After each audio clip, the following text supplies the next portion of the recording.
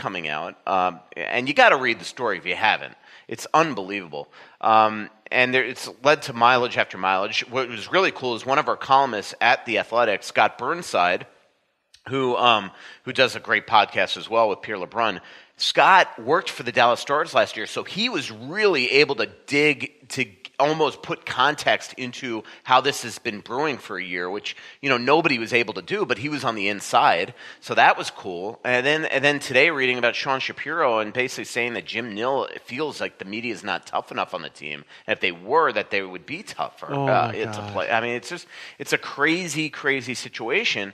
And now it's how do these guys respond? The other night they beat the crap out of Detroit, which is an awful team, but Ben and Sagan again did nothing in the game.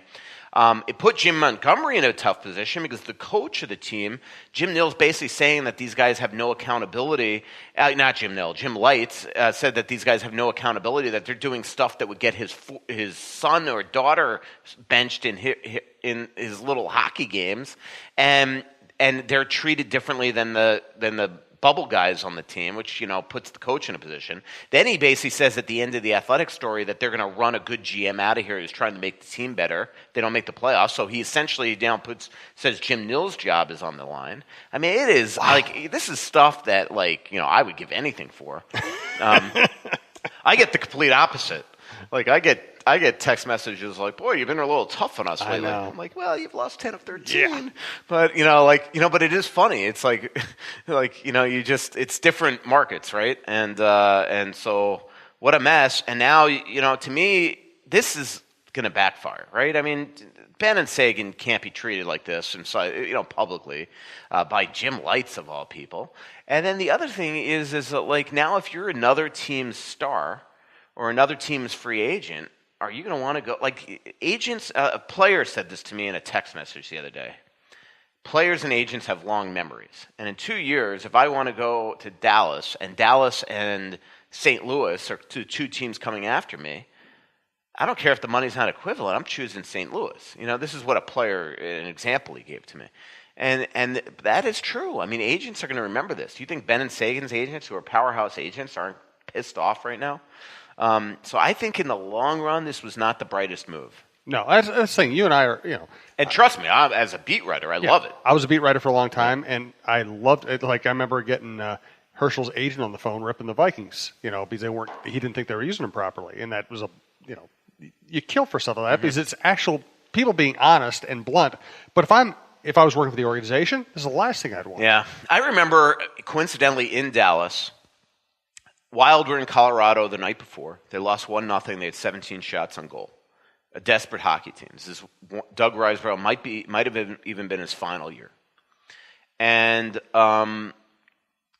in Dallas, in the stands, I sat with Doug, and we had sort of a state of the team thing. And he was pretty as strong as Doug has ever been, ripping on teams, specifically players, blah, blah, blah. And I went into the locker room afterwards, and I went up to players that he essentially, indicted and interviewed them, and that created an issue behind the scenes. And it was so mild compared to this, and this is the actual general manager. And so players don't usually take to this.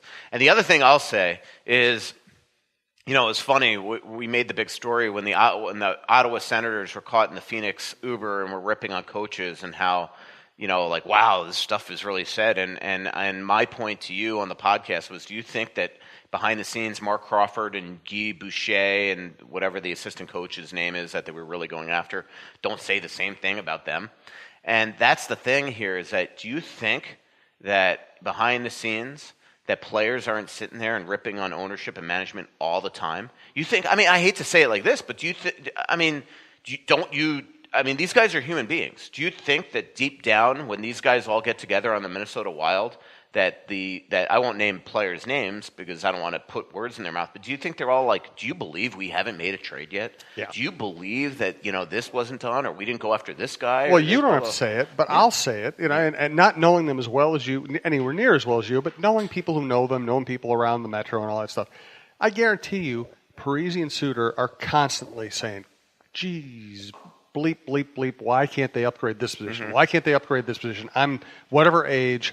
We're near the end of our competitive window, and we are not getting better. We're not going to win a cup, and we're going to be stuck with a bad franchise. I guarantee I can tell you that's what they're saying. That players, the story that I wrote in Chicago, where I basically said, do not fire Bruce, make a freaking trade. This is on the players, was not well received by players in the room. One, because I was indicting them. Right. But two, because, I was indicting them. I mean, because they feel like they know that this team isn't good enough. And I think that is part of what's going on here and why I say it's time for Paul Fenton to shake this up. This was my concern coming into this year, is that I felt that this team was bored with each other. That, hey, you know what? God, Wild fans are going to throw up. Let's get it. The next let's pause. Winter Classic is in Dallas. Okay, let's get to that. We are overdue for thanking WhizKids.tech, WHIZKIDS.tech, downtown Minneapolis tech firm. They can help anybody from anywhere, but they certainly take pride in helping out Minnesota companies. Managed IT, unified communications, cloud services. You want them to be your chief technology ally. WhizKids.tech. Hello, Minnesota sports fans. This is Michael Thanner, founder and CEO of WhizKids. WhizKids is a Minneapolis-based managed IT, hosted VoIP, and cloud services provider. Businesses today require fast response times, skilled support staff, clear communication, and technology recommendations that align with their business goals. At WhizKids, we do this each and every day with our clients. When you call into our help desk for support or work with one of our higher-level engineers on a complex issue, you'll find our staff personable and ready to roll up their sleeves to help you solve your technology problems. Reach out to WhizKids today to find out how we can help your business meet your technology goals. Visit us online at whizkids.tech. That's whizkids.tech. WhizKids, make it happen. All right, go ahead, Michael. Oh, I'm just going to retweet this. Okay. So the next Winter Classic is in Yep. Dallas. So where in Dallas? In Dallas. I guess at the big football stadium, I would assume. Wow. Well, I guess sure, it's dome. I guess you could just ice it over. Yeah. I hadn't thought of that. It still seems weird. Winter Classic in a warm weather state just doesn't make a lot of sense to me. Sorry. That is just ridiculous. Well, Michael's playing with his phone. Another reminder of BiteSquad.com or the Bite Squad app. Use the promo code FOOTBALL before the morning of January 2nd to get $5 off a $20 order. It's a really good deal. I would use it if I were you. Thanks to BiteSquad.com. And also our next live shows, Delano's Pizza, January 9th and 28th. 6 p.m. at Delano's Pizza, downtown Minneapolis. Also remember, Delano's has a huge delivery area across the metro. They have a shop in Woodbury as well as the one downtown Minneapolis, so they cover a lot of ground. And although we love Bite Squad, if you're going to order from Delano's Pizza, order directly from Delano's Pizza, delanospizza.com. I do it all the time. Their phone number is 612-767-9494. Delano's Pizza, they just won an award. They're one of the top 100 independent pizzerias across the nation as named by Pizza Today. It's a great place. Stacey and I went there for lunch the other day. I can get the gluten-free crust, and Stacey can get whatever she likes. We see people, our listeners, come out, they order spaghetti, and there's this huge plate of spaghetti. Jared makes his own proprietary tomatoes marinara sauce. It's incredible. It's a really good place. And the place has been in business for 60 years, so you know it's good. All right, Michael. Yep. So tell me more about the Dallas thing, or do you want to continue what you're saying? Well, no, I think I've made it clear. I mean, and I will say again, I did reach out to Maka as a joke. I knew Maka was going to tell you, but Leopold, I reached out to him. I'm like, hey, any chance you'd want to weigh in on the meltdown that's currently going on, and specifically, whether or not it makes you rethink the whole rebuild thing. And he was not in the mood at that point. But it was sometimes it's about timing. Probably shouldn't have texted him seconds after the Chicago loss. I covered the Twins. I had a really good relationship with Terry Ryan, and he was as open with me as any public figure I've ever dealt with. But he once told me, "Hey, you got to stop coming up to me after losses. I might rip your head off." So I learned that to deal with him more during the course of the day. What's your next topic, Michael, or should we go to some Twitter questions? Not much. I mean, I will say, I'm working on some awesome features this week, and and that I think fans will love. So first one will run either Wednesday, although I just got a text that makes me now think it's going to have to run Thursday morning because I have an opportunity to do something Wednesday night in Toronto that would really help for this one story. So the first one will run either Wednesday night or Thursday. It's really a cool piece. The next one will run Friday. That is a really cool piece. So much good stuff for that, and that's one reason why I've talked this week to guys like Bruno and Nick Schultz and Nick Backstrom for this cool story I'm doing when we're in Ottawa, and then I will have a story also while we're in Montreal that is going to be a unique way of looking at the mid-season of this season. So that's one of them. But yeah. I will say again, Bruce is safe. I know that there's been a lot of talk about that, but I know I said that earlier in the show, but I'm pretty confident that he is. And he's got next year on his contract that pays him a little under $3 each, and then he's got the 2 years of consulting. So, remember Chuck was sort of a free agent. Bruce isn't. That obviously is a big reason. Let's do some Twitter questions. One last request. I'm going to stop using my Star Tribune account to promote Talk North business. So please go to Talk North Pod. Find us on Twitter, Talk North Pod. You go there, you'll see our dates for Delano's Pizza and other live shows. You'll see deals from our sponsors, including the deal from Bite Squad. And we'd like to promote that Twitter handle as much as we can. It's an easier way to follow the network as opposed to just my Star Tribune work. So Talk North Pod on Twitter, please check it out. From TJ Voigt, have Fenton and Fletcher been involved in any trade talks? Yes, they have, I believe. I would not shock me if Fenton has offered every player that he would like to trade that maybe Chuck Fletcher was responsible for to him. I'm sure. But I do know they have spoken.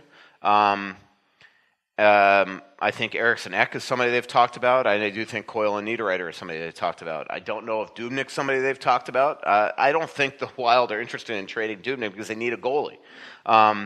And their future goalie can't be Kapanen or Stalock. You can't trade Dubnyk and not have somebody else to be the number one. I mean, that's just reality, folks. It's not going to be Stalock. Although I will tell you, I do believe that the Wild are close to maybe extending Stalock for a couple years, multi-years, to make sure that they have a competent backup here in the next little bit. Interesting. From Lawrence Alberts, another thing to consider. Oh, man. Let's see. I can't wait to just hear this guy. The best thing in my world was blocking this guy. I should have previewed it. Yeah. Let's see. So let's get into it. Another thing to consider is the local media hates to see any of the head coaches fired. We'll try to say anything to justify they should stay. Of course, when they're fired, they all he should have been fired long ago. Yeah. I don't know what he's talking about. You should block him, too. Yeah. That's M. Gala for it, by the way. Okay. From Kurt Weasley. He's got the greatest son, by the way, and the greatest wife, but I finally couldn't take him anymore.